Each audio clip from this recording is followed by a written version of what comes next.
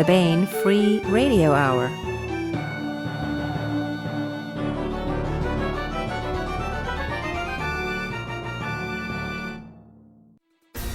On the podcast, Mobius strip found at center of social media engines, proving that Twitter and Facebook flame wars literally have no depth. Plus, we continue with a complete audiobook serialization of Larry Correia, Son of the Black Sword, all right now.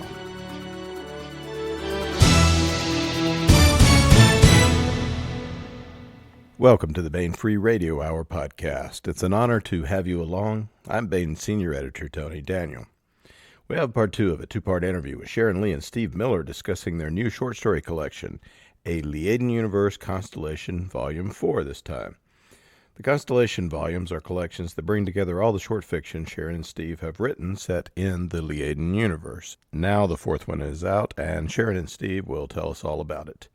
And we continue with the complete audiobook serialization of Larry Correia's great high fantasy novel, Son of the Black Sword. First, here's the news.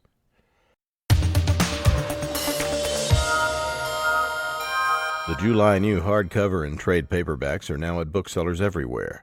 First out is River of Night by John Ringo and Mike Massa. Through the Raging Plague. At Tom Smith's previous gig, he was the global managing director for security at an international bank. Then the zombies came, and New York burned.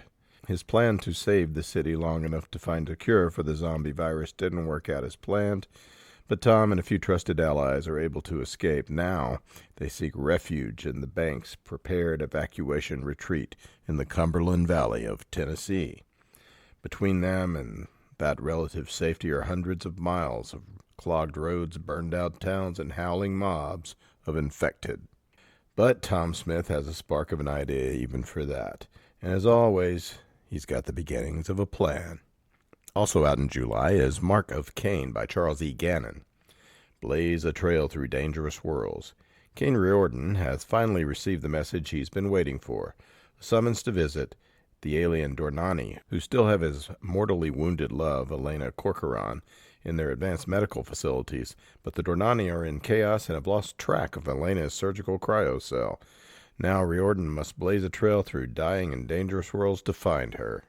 Finally, now out at booksellers, is debut novel Tiger Burning by T.C. McCarthy. War will come, will Earth be ready? Mong is used to being hunted.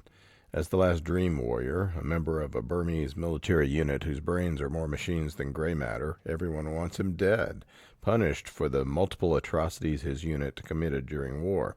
But when an alien race makes its presence known on Earth and threatens to annihilate mankind, it gives Mong a chance for redemption. Tiger Burning by T.C. McCarthy, Mark of Cain by Charles E. Gannon, and River of Night by John Ringo and Mike Massa are now available at booksellers everywhere.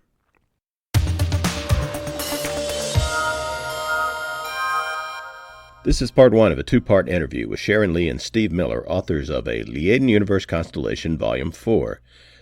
Part two will be available next time on the podcast.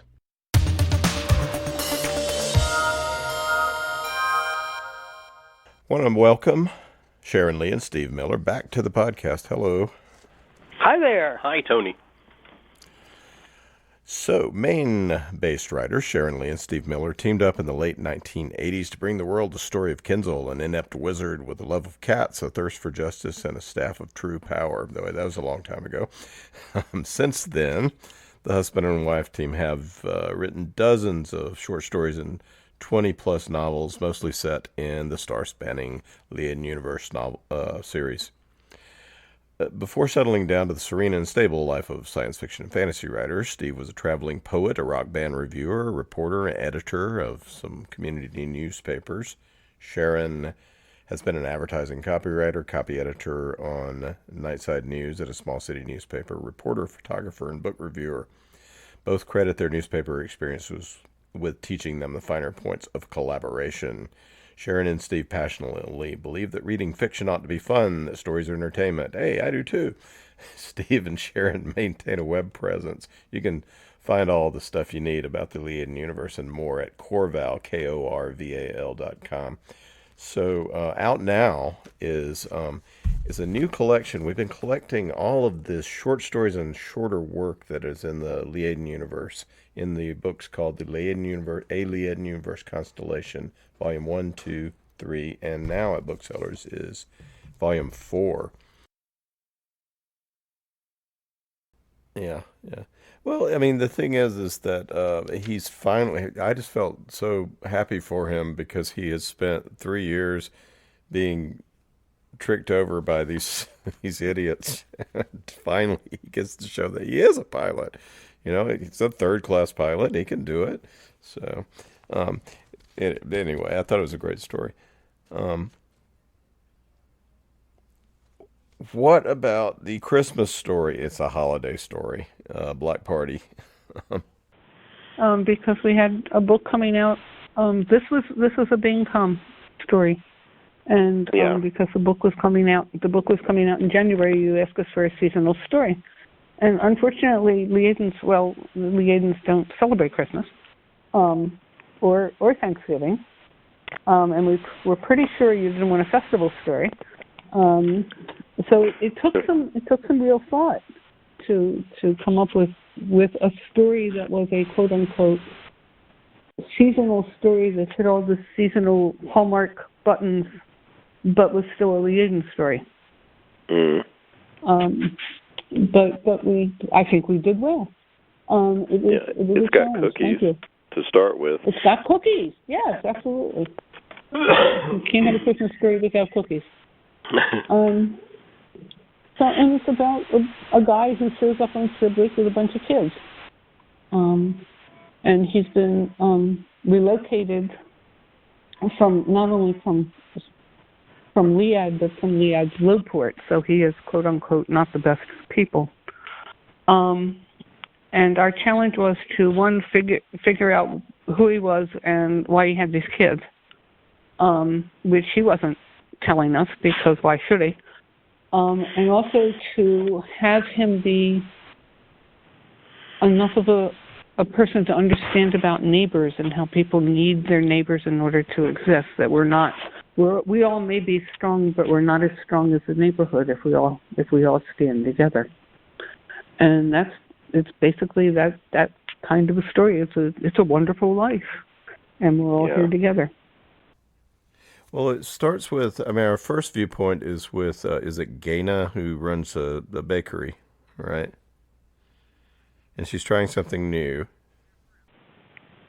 A new recipe. And she's not sure that it's turned out too well. And she asks one of the neighborhood guys who's coming in early to go to an interview across town to taste the cookies. And while she's talking to him, a kid comes in, and she realizes it's one of the new kids from down the block who's been relocated. And she comes in. It's cold. She's not wearing a hat or coat, and she's not talking very intelligibly. And she gives the little girl a cookie to keep her inside until her people find her. And the guy who was coming before goes, "Oh, it's one of them, one of the newbies. We don't need them here." And so we end up with some of the elements of Christmassy desperation, actually, that a lot of Christmas stories have, and that grows out of the people who don't quite fit in, and the child eats the cookie, but then the next person who comes in. She eats half the cookie, okay, and she would be considered. She shows. There's a phrase for it. I'm not going to be able to come. She displays as somebody with some problems, and when somebody does come in looking for her, it is an older person who's not really old by any means, according to Gaina, and he is also asked to comment on the cookie, the new thing, and the little girl hands him her uneaten half of the cookie and says, "Try this," which is what Gaina told her, and tell me what you think. and he tastes it. He gives her coat and says, "Put your coat on," and you worried your sister. But he tastes the cookie, and he says to the baker, "It needs." No, I don't have the Terran words, but I will demonstrate, because it turns out that he's a baker, and he knows about cookies. So they start a neighborly exchange. He sends her he sends her is his interpretation of what the cookie ought to have been, and she learns from him, and he learns from her, and they start to meet the neighbors. They work in her bakery. They supply some of the things that she sells, and they work themselves into the neighborhood. They become neighbors, except for a few holdouts. And the follow-on there, and the subtext that we haven't mentioned before, is that they're leaving Liad in a great big hurry. Because of that bombing. Was because of the bombing that we mentioned earlier. It was because of the strike on Liad and the aftermath in Lowport, where things got really out of hand. And they being of Lowport and things being out of hand, there was fighting. There was actual fighting between people from Lowport and, let us say, rank and file Liadens from that area against some of the forces that were trying to the forces that were actually being the problem, and as a result, these people had to move in a hurry, get out in a hurry, and one of their members has become lost in the fighting. Yeah, and So our baker is Don Air, who we'll get to know in a subsequent story well, and it's his mate, right, or his girlfriend. Yeah, they couldn't marry, but they're practically the same thing as being married. Yeah. And she's missing, and he's in a melancholy state because of that, right? So we have a melancholy baker, and he's not just any baker, as we'll find out. When he says it needs something, he's right. And the little girl also has a place in the story because she is a way that Liaden and Sherbleak cultures sort of meld. That's the course true. Of the story. She's a focal point. One of the holdout neighbor who doesn't want newbies coming in and disrupting things. At one point, says to a room full of people, she can't even talk. And the little girl looks at him and says, "Yes, I can talk." There was just no really need to talk before this. So it's a story of revelations. And a story. Well, it's very touching. Tell us some more about the backstory of Don Air and Sarana Benoit, which we find out lots more about in Degrees of Separation. Who is he? How does he end up on Lutetia at this, at the cooking school and everything like that? Well, one of the things that we've tried to indicate across the entire backstory of the Liaden experience is that while Liad has all these rules and regulations and balances and rules of proper conduct, not everybody follows them well, and some of the people take great advantage. In Don Air's case, his Delm is Sharon's across the aisle saying bats. Yeah, Don Air's Delm is addicted to gambling. And he's is it basically Surratt? Surratt. Surratt, yes, Clan Surratt. Yeah. And he's basically brought his clan to the edge of ruin. with his habits. And he's that is presented. The uncle of Don Air. Uncle's Don Air's uncle. Yeah. He is presented with the Delm is presented with his sister's child, Don Air, who he does not want. He doesn't want his sister's child. He doesn't want another child in the clan, and basically ignores him.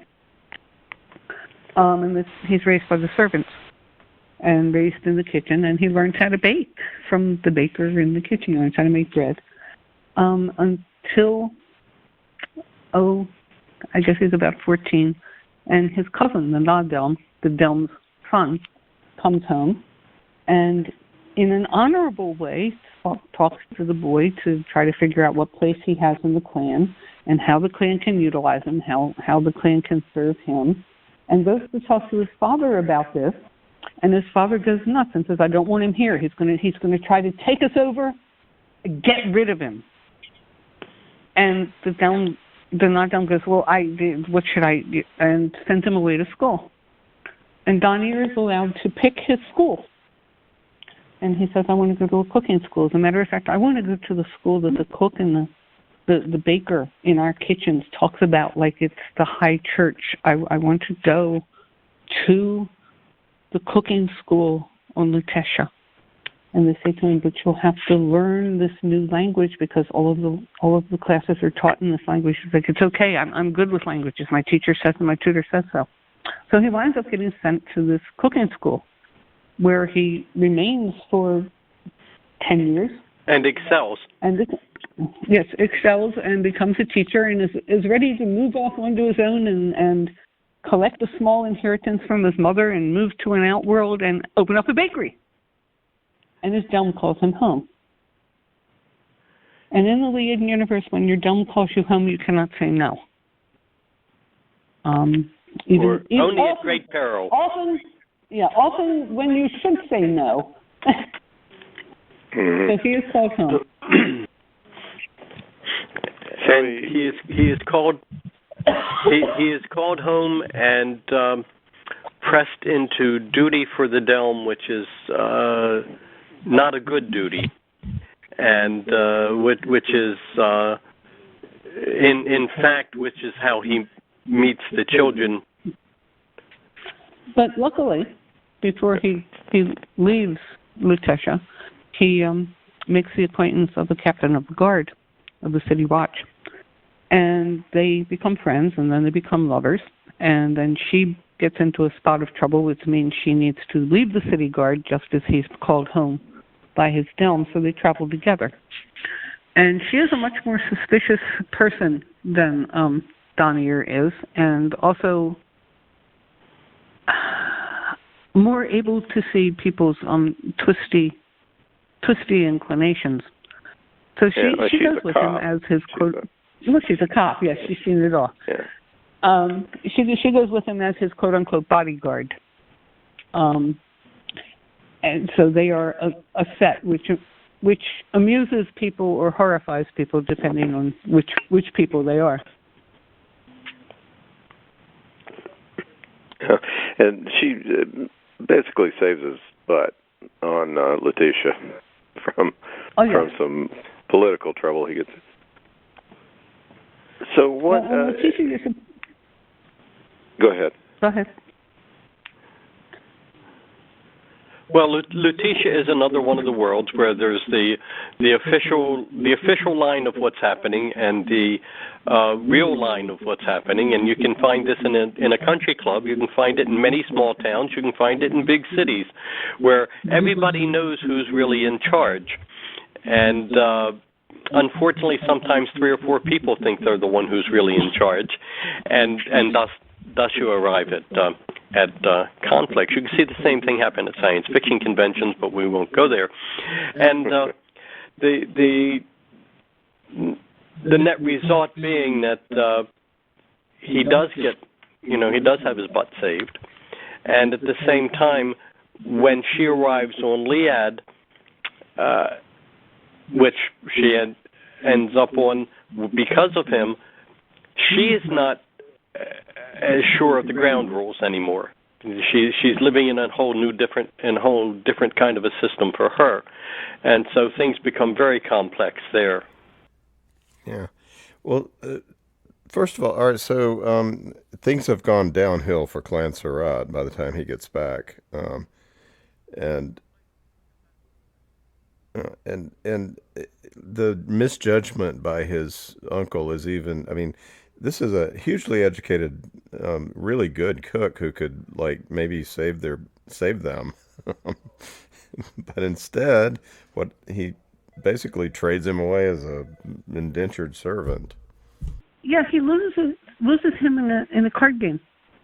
Basically, he runs up a lot of debt to this not very nice person, and says, "Well, in order to pay my debt, I will give you the services of this kid that I've just remembered belongs to the clan, and he will serve you until he has, in your estimation, given you enough service to balance the debt." His dome is not very bright, because even as one of the other characters said, he could have opened a restaurant. He could have cleaned up. This is incredible. A chef from Lutetia, he had no idea what is wrong with him. But his dome simply has discounted this person from the start, and there is no value. There is no value there. Yeah. Some issues with his sister over all this that he's working out on Donaire, it seems like. So what about, and Serana is incredibly loyal, goes with him to the servanthood. Where do the kids come in, the Lowport children? The children, the man that Donaire is supposedly owned by has acquired a piece of land in Lowport, and he wants it cleared of vermin. So he sends Donaire and Serena, because where Donaire goes, Serena goes, down to Lowport to clear this plot of land of vermin. And it turns out that what the vermin are like 6 street kids who are sheltering in the remains of the building on this lot. And they decide they can't just leave these children on the street, and they have to clear the lot. And it's not a great place anyway, living in an abandoned building, even though they've done some really good stuff with fortifications and tunnels and things. So they move them to what turns out to be a less secure situation in an apartment house. But then they can't leave them there either, so Donaire and Serena split up. Serena stays with the kids, and Donaire has to go back to this man's house to serve him. That turns out to not be a great idea. They're better together than they are apart. Yeah, they're a good unit. And this is essentially a prequel to Block Party, and we find out who these folks in Block Party, how these kids got to Sherpleek and all that, and who they are. They're clanless, right? Is that? They're street kids. That's a bad thing to be on Liaden. It is a really bad thing to be. Donaire asks his friend, the cook in the house where he's serving, what he should do about these children in Lowport, and his friend says to him, send it never comes to me. Children don't live long in Lowport. And that's his answer. Yeah. So that is Degrees of Separation. And there's a couple of more stories in here that excerpts from Two Lives, which is an interesting story that we had in, I think that was the Star Destroyer story. That's a very early Liaden Universe timeline story, right? Am I right in that? That came about actually because we mentioned a song in Carpe Diem. There is a song mentioned, and Miri sings it, and it's okay. If you didn't hear that from Sharon in the background, it was the Ballad of the Rosa Ring, and Miri sings it, and it's kind of a sad song, and it was a story that we've been meaning to tell for a long, long time, and given the option deal with major battleships and that kind of thing, which we don't show a whole lot in the Liaden universe in general. So given a chance to deal with a major battleship and the problems thereof and et cetera, it was exactly the situation that the Rosa Ring song came from, and so we were able to put together the background from the Rosa Ring song and explain what happened. And it turns not to be sometimes tragedies happen in the Liaden universe. Not everything has the happy ending, and that was one of the stories that we already knew didn't have a happy ending. And so that was where that story essentially came from, and why it was the story that it was, because it was predicted back in 1988, or 1988 when the second book came out.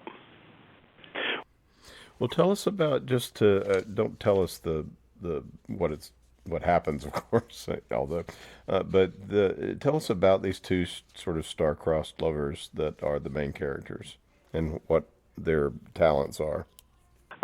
Very capable people, and they're both ambitious. They are going to be at the top of whatever it is they do, and they're in a situation. They are not Liaden. They come from the Terran side of events, and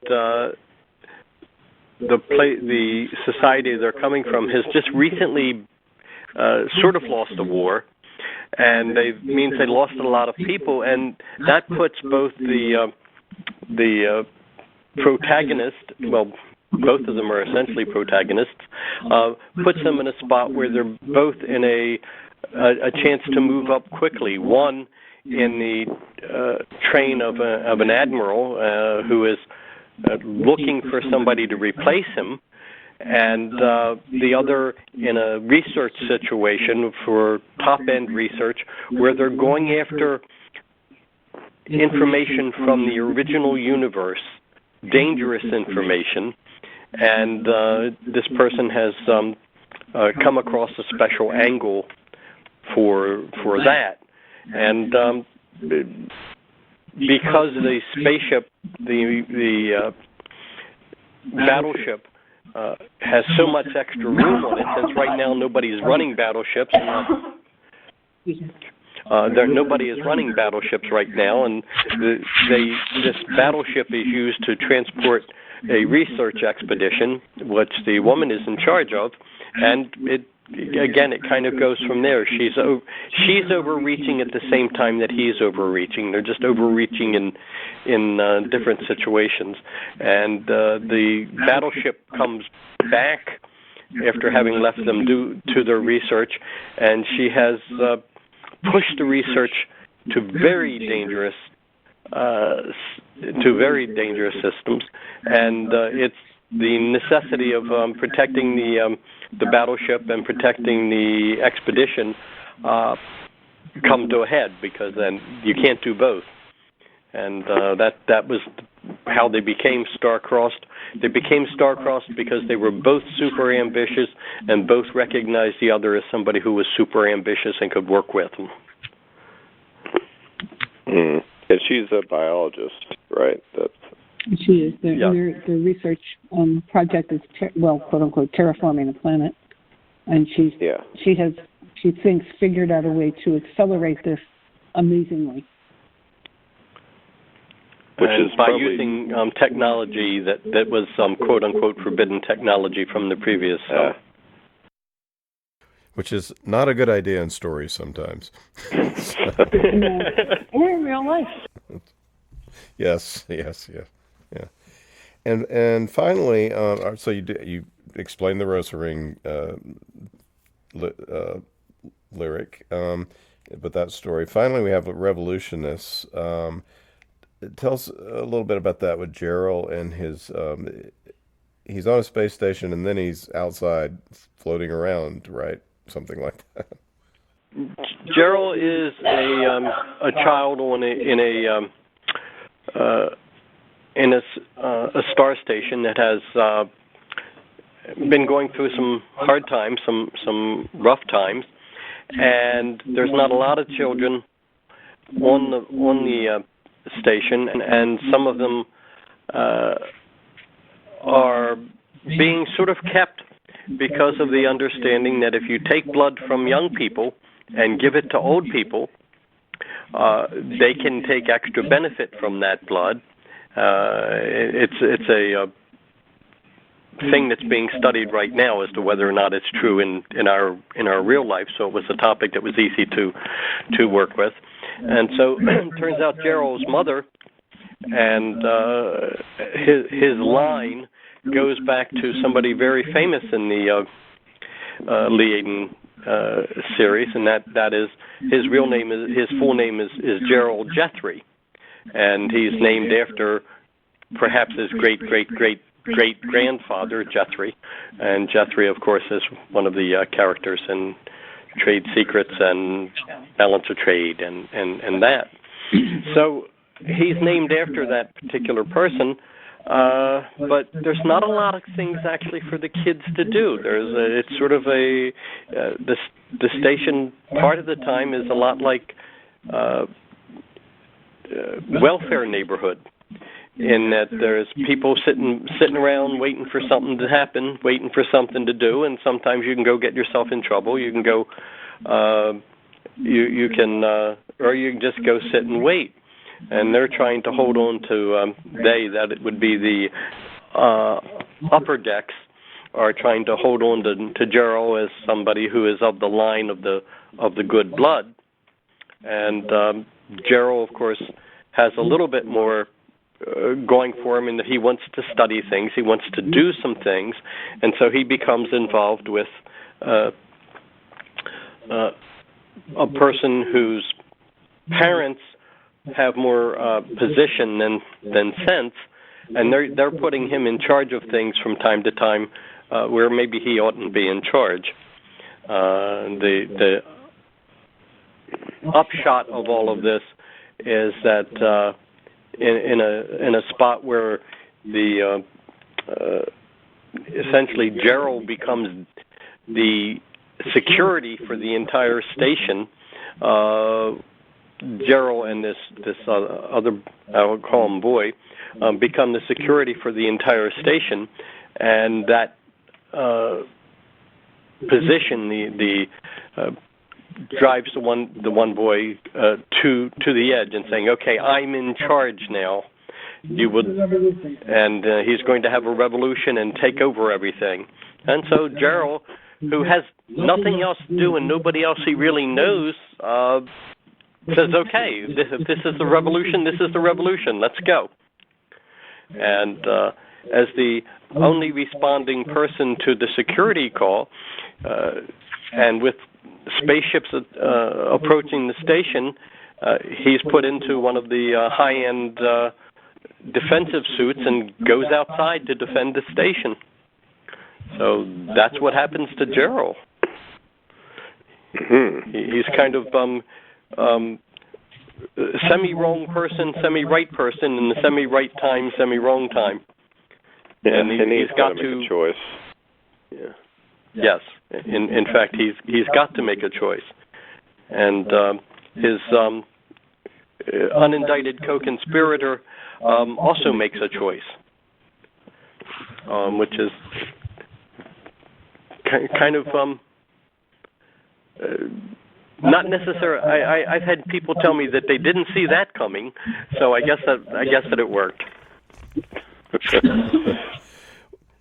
Well, this is a lot of these stories are about choices characters make. That there's a lot of action and things going on, but it comes down to sacrifice and jeopardy and things that are interior, a choice that they make that moves them in a good or a bad direction. Usually it's good. So what, which I guess is, considering that Malati rules the Liaden universe is something that you find easy to use as writers, right? I would say. Yeah. What what keeps you at it? Why do you keep coming back to this wonderful world you've created? I mean, there's some obvious answers, but tell them to us anyway.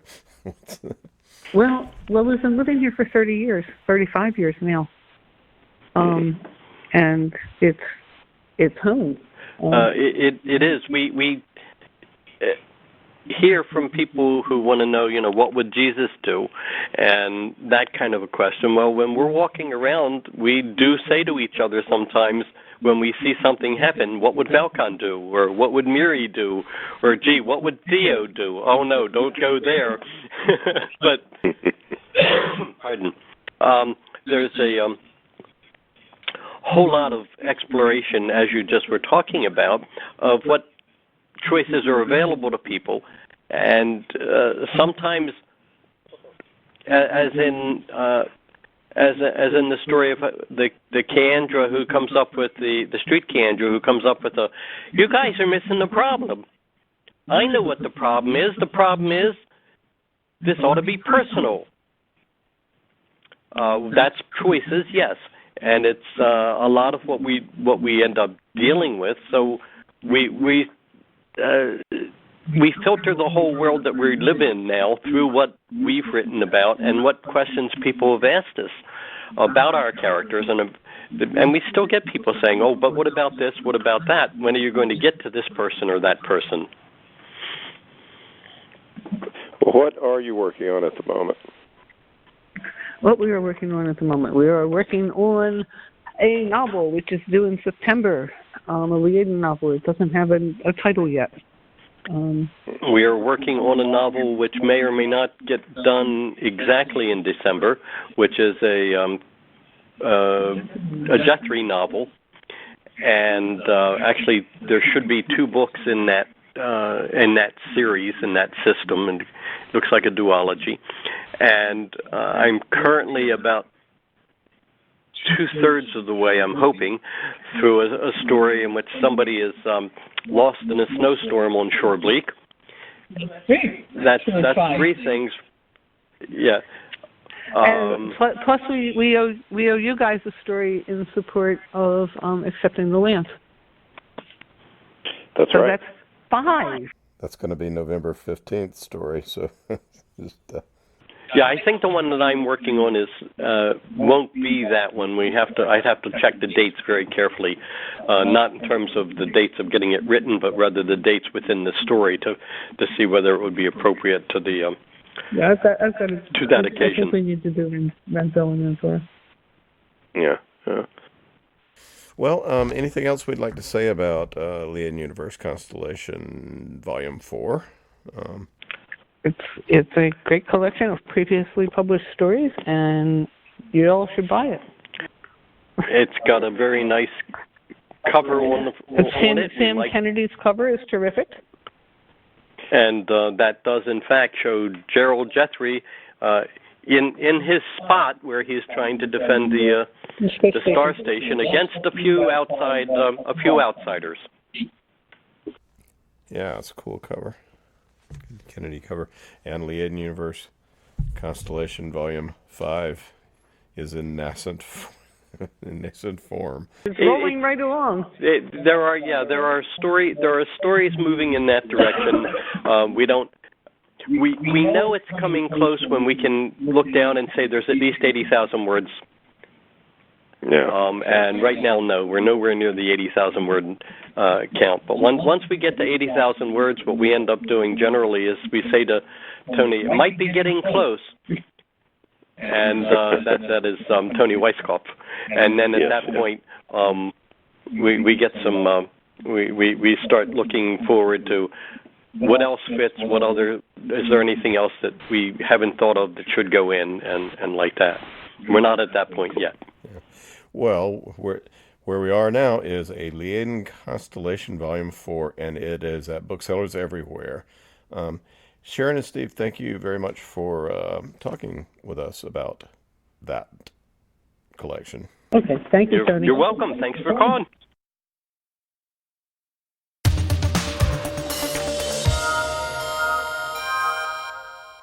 That was part 2 of a 2-part interview with Sharon Lee and Steve Miller, authors of A Liaden Universe Constellation, Volume 4. Part 2 is available last time on the podcast.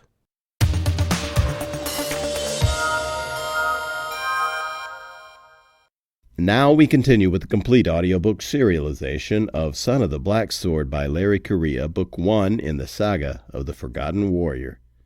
After the War of the Gods, the demons were cast out and fell to the world. Mankind was nearly eradicated by the seemingly unstoppable beasts, until the gods sent the great hero Ram Rowan to save them. He united the tribes, gave them magic, and drove the demons into the sea. But as centuries passed, the descendants of the great hero grew in number and power. They became tyrannical and cruel, and their religion nothing but an excuse for greed. The people rose up, and the surviving royalty and their priests were made casteless, condemned to live as untouchables. The age of law had begun. Ashok Vidal has been chosen by a powerful ancient weapon to be its bearer. He is a protector, a member of an ancient military order of roving law enforcers. No one is more merciless in rooting out those who secretly practice the old ways as Ashok. But Ashok isn't who he thinks he is. And when he finds himself on the wrong side of the law, the consequences lead to rebellion, war, and perhaps transformation. Now here is the latest entry in Larry Correia's Son of the Black Sword. Chapter 31. Dishonored Jagdish walked up to the gates of Coldstream Prison, wincing as the stitches in his chest pulled with each step. He passed the spot where he'd stood in front of a wall of terrified flesh and sent 6 prisoners to the Great Nothing, and the place where the false protector Loam had beaten him into the dust. It had rained the next night, so the red stains had been washed away. Pakpa had warned him to stay in bed. She'd said he shouldn't be up yet. She said he needed his rest. But he knew she was only hoping he'd stay in bed until the crisis had passed, and hopefully Jagdish would be forgotten in the turmoil. Going out now would only draw attention, and the high-status warriors would need someone to blame for this failure. He'd not been summoned, so why go? They'd only just found out Pakpa was with child. If Jagdish was to be executed for his failures, then his wife would be sent back to her old caste, and his son, for Jagdish was certain it was a boy, wouldn't get to be a warrior. It was best to stay, to keep his head down, to let this controversy blow over. Again, he'd been wounded doing his duty, and wasn't that enough? Pakpa was a good woman, but she'd been raised among the worker caste, so she couldn't understand that a warrior had no choice. Guards were stationed along the walls, and they weren't his men. They'd seen him coming a long ways off, and had warned the others. They met him behind crossed spears. "I am Rizalda Jagdish." The reply was stony. "We know who you are." But the spears parted, and they let Jagdish through anyway. It struck him as odd that the great gates were open. But why wouldn't they be? There were very few prisoners left to watch, and none of them would be out of their cells. Many had been slaughtered that night, and more had escaped. Some had been recaptured and returned, but many more had just been executed when they'd been discovered by warriors eager to avenge the insult against their house. Jagdish entered the yard and looked around. Bodies were stacked in piles, awaiting cremation. Prisoners who had survived had been questioned, and the troublesome had been hung. Their corpses dangled from ropes, swaying in the breeze. Casteless were still gathering body parts to throw on the piles. Buzzards circled overhead, hopeful the humans would leave soon. He was surprised to see that an old warrior, wearing the insignia of a Fontho, a commander of 500, was present. Someone of such high status wouldn't normally be inspecting a prison. He was accompanied by a masked inquisitor. The two of them were studying a nearly headless body that had been dragged across the yard and hung on a pole. A tattered cloak snapped in the wind. All that was really left of the man's head was the lower jaw and some jagged gobs of meat, but Jagdish recognized the intricate armor of the man he'd fought. A soldier whispered in the Fontho's ear, and the old man turned to regard Jagdish. His wrinkled face bore the scars of blade and burns, and this one looked to have earned his status through achievement rather than birth. It hurt to bow, but Jagdish did, as contrite and low as his stitches and bruises would allow. "Get up!" The senior officer approached. The Inquisitor was like his shadow. "You're in command here?" "I was. I read your report." Jagdish had been questioned while in his hospital bed. "My testimony was as true and complete as possible." "Then why are you here?" "To help." "To help?" The Fontho laughed, like that was the funniest thing he'd heard in a long time. The Inquisitor didn't make a sound. "To help?" Jagdish swallowed hard. "Yes, sir." "Every man under your command on the night watch died. Your responsibility was to keep these prisoners secure, and now most of them are rampaging across the countryside. Valuable hostages escaped, and rather than our collecting ransoms or swapping them for our own captured brothers, they're running for the borders. Worst of all, the most infamous criminal in Locke has escaped. Our Thakur has been insulted, and now he's crawling up my ass to bring back the Blackheart's head. Is there any possible way in which you did not fail, Rizalda?" He pointed at the nearly headless corpse. "I fought that one." The Fontho nodded. "I see. And how many of your men were on duty here that night?" 18, sir." "And you consider 18 to 1 a fair trade? Bad luck and bad at math. No wonder no other command wanted you." That stung. Jagdish was a proud man, and he knew he was a good officer. It wasn't his fault that he kept ending up fighting supernatural menaces. "He was a wizard," Jagdish stated. "The other protector turned into a great black bird and flew away." The Fontho's hard eyes narrowed dangerously. "I read that in your report. I was hoping that was just because the surgeons had given you some poppy to help you sleep. What you didn't see is that those protectors swept through this entire place, slitting throats, and your men were so ill-prepared and poorly trained that hardly any of them even managed to fight back. Pathetic." It was one thing to be insulted himself, but to have his men questioned was intolerable. "They were good warriors. They did their duty. But how could they be prepared to fight against magic?" "There's some truth to that, Rizalda." The Fontho softened just a bit. "It's bad enough that once great protectors have turned to treachery, but witchcraft as well. These are dark times. I don't believe they were protectors at all. I have fought a real protector. These fought with trickery, not with real skill." The Inquisitor spoke for the first time. "Twice now you've been shamed by protectors, yet you still defend them. Curious." It was difficult to keep his emotions under control.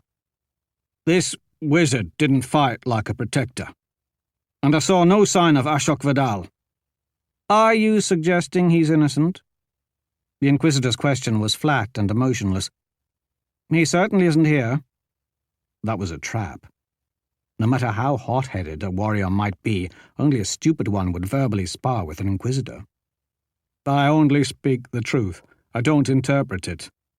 Talking back to that mask was asking for trouble, so Jagdish focused on the Fontho, who at least seemed like an honourable member of their caste. "Allow me to join the hunt for Ashok. I have fought him. Many times from what I've been told. You're dumb, but brave, I'll give you that. However, I believe when it comes to the Fallen, your reason has been compromised. I have an entire legion searching for him already." "Then let me hunt down the wizards, who I know are responsible for this." "I'm afraid you don't get it, Rizalda. They are one and the same. Ashok and his protector brethren also destroyed the garrison at Sutpo Bridge. Nearly an entire Palton, a workers' village, and a member of the first caste were killed.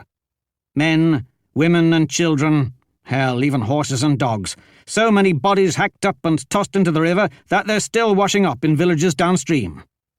It wasn't a battle. It was savagery. It was a message. A declaration of war against order and decency, and it was delivered by the Black Heart himself. Jagdish couldn't believe it. That doesn't sound like the work of Ashok. 5 years ago, I watched the Black Heart almost single-handedly cut his way through a Macau legion. And afterwards I watched him carry out a judgment malicious enough to end a house war. Don't tell me what you think he's capable of, because I've seen it with my own eyes. He is the ultimate killer. Yes, but he's not without honor. The Fontho gritted his teeth. Enough. You've survived the two most shameful, humiliating moments in our recent history. You allowed your Thakur to die, and now her murderer to escape. You're either cursed with ill fortune or totally incompetent. I don't want your help, Rizalda. No one does. Jagdish's knees had gone weak. My assignment, then? I'll have papers drawn up discharging your duties. Maybe someday someone more merciful than I will see fit to obligate you to some assignment again. Until then, there's nothing for you in House Vidal. The Fontho spit on the ground at Jagdish's feet and then walked away. He was unneeded. That was the worst thing that could happen to a warrior. No unit would have him. There would be no assignments, no opportunities, not even a stipend to live off of. How could he support his wife, his son? He would have to turn to mercenary work, selling his sword to guard merchants' goods or some other low-status behavior just to eat. The Inquisitor had remained there, studying him through the narrow eye-holes of his unnerving mask. Other than luck or incompetence, there is a third possibility for your presence at these unfortunate events. And what would that be? Treachery. A suspicious man might think that you are in league with these rebellious protectors. Was that meant as a threat? I am no traitor, Jagdish snarled. The mask moved up and down in the semblance of a nod. Of course. I was only trying to comfort you, for it's surely better to be thought of as stupid than a criminal. At least, the stupid don't go beneath the hot knives. There will be rumors, and some will surely say such unpleasant things about you. But if I thought you were in league with the Black Heart, then we would be having this conversation in a very different setting. How dare he? But Jagdish kept his emotions in check. I will demonstrate my loyalty. Of course you will, the Inquisitor said, in the most patronizing manner. Farewell, Rizalda. I will be staying here until the Black Heart is found. Should you remember anything else of note, you may ask for me at the castle. I am Senior Inquisitor Taraba. The Inquisitor left him standing there with Loam's battered corpse dangling over the courtyard, mocking him. He was tempted to draw his sword and hack the ropes, to drop the body into a rotting heap into the dirt. But that would only annoy the Fontho further. I will prove my loyalty, Jagdish shouted to no one in particular. Loam could no longer hear him, and no lawful man believed in ghosts, but Jagdish whispered to him anyway. Tell your wretched brothers I am coming for them, and that Jagdish the warrior will kill them all. Jagdish's hands were shaking as he stormed back toward the gates. This couldn't be. He was a soldier of great House Vidal. He'd fought and bled for his brothers, and all of those accomplishments were being torn away. He ignored the sneers of the men at the gates and began walking back toward the city. His heart was heavy. He had no idea how he was going to explain this to his wife. She'd thought that she'd been marrying up. More warriors were approaching up the road to Coldstream. They were of his Palton, who had been lucky enough to have been on the day watch. They appeared haggard and exhausted, covered in dried mud and scratches. Of course, they'd probably been chasing escapees the whole time, and it looked like they'd had a bit of luck. They were leading several men in chains. One of the warriors saw him and exclaimed, "Risalda Jagdish, you're here!" He lifted one hand in greeting. The men visibly cheered up. At least these warriors knew him for what he was. "I'm sorry," was all he could say. But they would have none of it. These men didn't want apologies. They paid him respects and seemed overjoyed to see him. "Jagdish will know what to do." They understood that it wasn't stupidity or dereliction of duty, but just a good soldier's fate that things randomly went bad. Even though they'd not been on duty that night, they'd been chastised too. The entire Palton had lost face, and low-status prison guards didn't have much to begin with. "I'm afraid I'm not going to be your officer anymore," he told them. There was a chorus of groans and complaining, as was expected whenever low-ranking warriors lost a leader they actually had respect for. Still reeling, he heard their words, but his brain was having a difficult time understanding any of them. Then Jagdish noticed who one of the prisoners was. "You." The large worker was even dirtier than the soldiers hauling him in. The other prisoners kept their heads down and their eyes averted, but this one stared right back at him with far too much pride, as if they were equals. He folded his thick arms, causing a jingle of chains. "My name is Gutch." "Uppity worker caste scum," a guard said. "Chop of the worker caste scum," Gutch corrected. "Forge Master Smith of Adal City, before my unfortunate legal troubles." "You killed the wizard Loam," Jagdish said. "I never caught his name before I crushed his head. And you're welcome for that, by the way." In the daylight, Jagdish could see that the prisoner was even more imposing than he'd remembered. He had a chest like a barrel and a big square head. A cursory glance would lead one to think that he was a bit doughy. Surprising, considering he'd been living on meagre prison rations. But having seen him hoist up the gate bar, Jagdish knew the man was as strong as an elephant. "How about by way of repayment for the favour of saving your life, you have these guys look the other way and give me a 10-minute head start?" Jagdish turned to the senior Nayak. "What crime sent him to Coldstream?" "Trafficking in illegal magic. The Inquisition says he's still got a year on his sentence." "OK, how about a 5-minute head start then?" Jagdish walked over until he was directly in front of the prisoner. Now Gutch was wearing different clothing, far nicer than his blanket with a head hole, but he smelled like he'd spent the night hiding in a pig pen, wallowing in filth. "Careful, sir, he's a clever one," the Nayak warned him. "Don't let his appearance fool you. We found him hiding in the finest brothel in the city. It was only a day after the breakout, and he already looked like a banker and had a wallet full of notes. The mess didn't happen until he leapt out a window, and we had to chase him through the filthiest, stinking canals in the city. And you slow bastards only caught me because I got stuck trying to wiggle through a sewer grate. Curse these broad shoulders. I know my mother certainly did when I was born." One of the warriors helpfully thumped the prisoner over the head with the butt of a spear. "Ouch!" Jagdish didn't ask the men where the prisoner's new money had gone, as men of their low status were paid stipends barely sufficient to live on, so they'd more than likely pocketed it. But he had a suspicion about how the prisoner had earned it so quickly. "The talisman you took from Loam. You sold it." Gutch snorted. "I'm not saying nothing about nobody." "I don't give a damn about your criminal friends. That night when you killed the wizard, you said you could sense magic." Gutch nodded. "Yeah, sure. I've always had the gift for that. Like a bloodhound, they used to say." Jagdish stroked his chin thoughtfully. An idea was forming. Like a bloodhound. Stronger the scent, the easier the hunt, I imagine. Depends, but basically something like that. So while you were here with Angruvidal, surely you'd recognise its scent? Of course!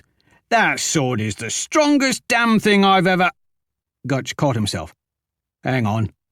I know what you're thinking. No. Oceans, no. All right, boys, lead me back to my cell. According to the law, Jagdish was still commander of this prison until the Fonthos papers were filed, and that meant that its charges were his to do with as he saw fit. Unchain him. No, really, on that whole Head Start thing, I was only joking. I'm really not much of a runner. Sir? Are you sure? I'm taking the prisoner Gutch into my custody. Worst case scenario, the prisoner would escape again, but it wasn't like they would demote Jagdish much further than they already had. Or maybe the giant would smash his head like he'd done to the false protector. But better a fast death than a slow, embarrassing one. What do you intend to do? One of his men asked. I will find and kill those who murdered our brothers and restore our name, Jagdish vowed. The warriors cheered. Oh, hell, Gutch muttered.